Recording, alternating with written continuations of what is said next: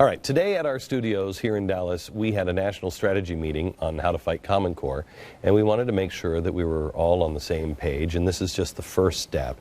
Next is to bring it to the Tea Parties and the 9/12 Project and everything else and get them to give us input and to bring everybody together and then start pushing it out. David Barton from Wall Builders, he was actually leading this meeting with some of the best legislators, communication experts, and grassroots leaders from all around the country who have been fighting this for a long, long time. They all showed up to help fight against Common Core, and I guess, David, I just want you to spend the time here on taking us through what you think the message is, because that was the idea today, right? It was, because Common Core is kind of nebulous for a lot of people. They've heard about it. They can't define it. They wouldn't know if it bit them on the leg. They don't know what it looks like. They don't know what's involved in it. So what are the key points that will resonate with most Americans if we say, you know, you may not know much about Common Core, but here's what it does. Here's the consequences. Here's what it's going to do to your life, to your kids. Here's what it means 10 years down the road. Here's what it means in your state. And so isolating that, because people who've been out there in the trenches, sometimes you get so close to the battle that you see all the battle, and you need to get back about 30,000 feet. And so that's kind of what we did, was we backed up and said, what are the key things that people most need to know about? And you actually hit on one of those things in the monologue, and that's the data mining.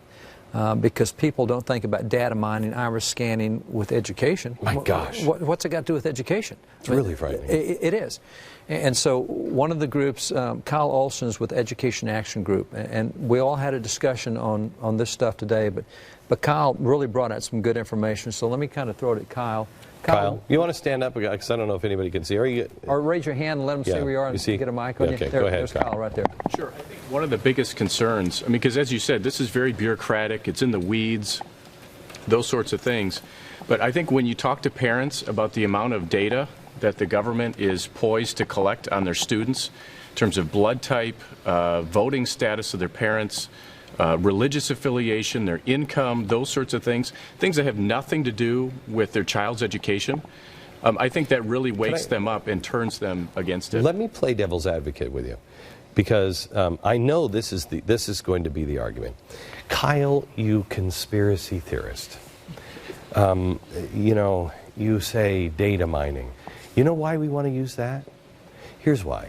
Because we have a chance to grab information on 100 million people, and we can see that if you're a Catholic at this income in this part of the country, you just have something culturally that's different. So we can tailor-make the education to help you and your children, you conspiracy freak.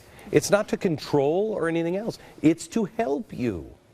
Why is that wrong? Because that's something we've never seen in America. And I think the direction that they're going is they want this planned economy where, based on your interests and how you're doing in school, you will be put on a path to a career. We've never seen that in America. We've seen that in other countries, and it hasn't worked.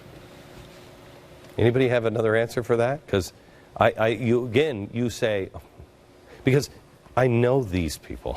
I know these people, and they're immediate. I agree with you 100%. They all say China is the way. Well, that's what China does.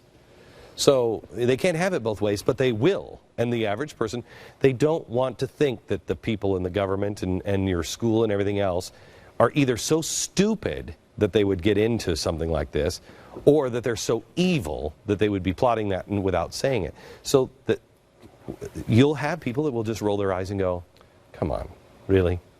Oh, now we're going to be China. We're in the United States, that'll never happen.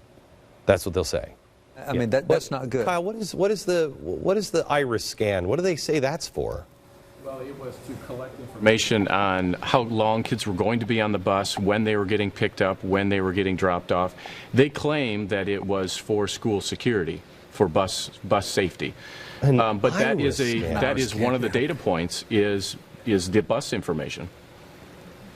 But doesn't an iris, can't you do that with like a little checklist? Isn't an iris scan clipboard and a thing, just check it off. Isn't that a little spooky? I mean, I'm not the only one here, I know, but I'm hoping there's people in the audience at home are like, what? They actually had a program in place where they had an identification card, and they claimed that kids were losing those, and so to prevent losing their card, they would just simply scan their iris. Holy cow. Okay, back in just a second.